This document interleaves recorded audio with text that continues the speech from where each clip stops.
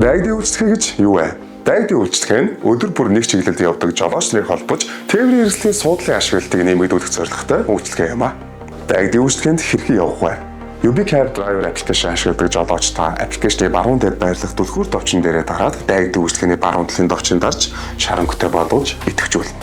Үүний дараа аппликейшны зүүн доод хэсгээр нь дайгдын үйлчлэгээн дээр хэсэг орж ирэх ба дайгдын үйлчлэгээн дээрээ дараад аппликейшнээ нээн.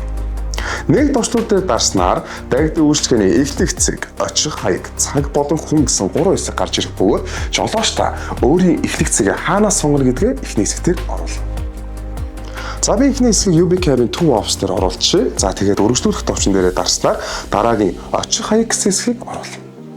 Очих хаяг дээр за энэ удаа би жишээ аваад хүннүү мал гэж оруулчих. За хүннүү малыг сонгосноор очих хаяг нь ингэж гарч ирээд би энэ дээрээ баталгаажуулаад өргөжлүүлэх товчон дээр дарна. За аппликейшн дээр бол мэдээж одоо UbiCab-ын төв офсоос хүннүү мал хүртэл шууд хэмжээд гаргаад ирж өгч байна. За ингээд би өөрийн гэсэн бас машинда боломжтой суудлын тоог сонгож оруулна. За өнөөдөр би одоо хүннүү мал хүртэл машинда за арын суудал хоосон байдаг бол би 3-аас 4 үнийг сонгоод оруулчих. Миний машин 4 хүн суух боломжтой. Зорчигчийн тоог сонгосны дараа би миний машин энэ цэгээс хизээ хөдлөх гэсэн минутыг сонгож оруулна.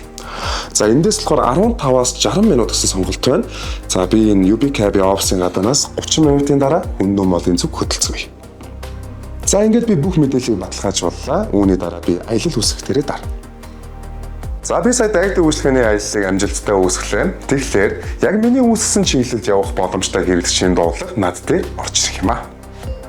За тэгэхээр надад яг одоо хэрэглэгчийн засан дуулаа орж ирж байна. За тэгэхээр би мэдээж дуудлагыг авах боломжгүй байх тэрээр дарна тухайн дуудлагыг авахыг хүсвэл би голын цэнхэр өнгийн давтал дээр дарж дуудлагыг амжилттай авна. За би хэрэглэгчийн дуудлагыг амжилттай хүлээж авлаа. Тэгэхээр энэ дээр болохоор одоо миний оруулсан цэг, төгсөг цэг нь харагдаж байна. Над дээр бүртгэгдсэн хэрэглэгч харагдаж байна. Хизээ өтлөх нь харагдаж байна.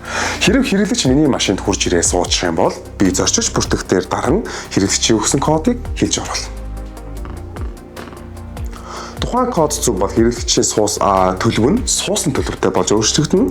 За мэдээж би очих цэг хүртлээр аяллыг эхлүүлцгээе.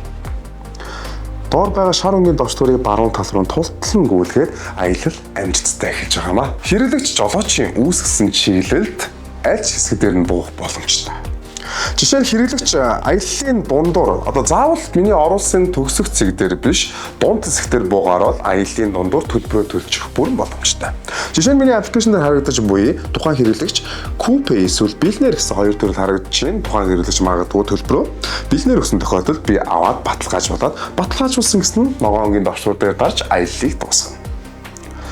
Аялал амжилттай дууссан тохиолдолд би доор харагдаж буй шар довчоо баруун тал руу тултлан гүйлгээд дайгдын үйлчлэгээний нэг аяллыг амжилттай гүйцэтгэж байгаамаа.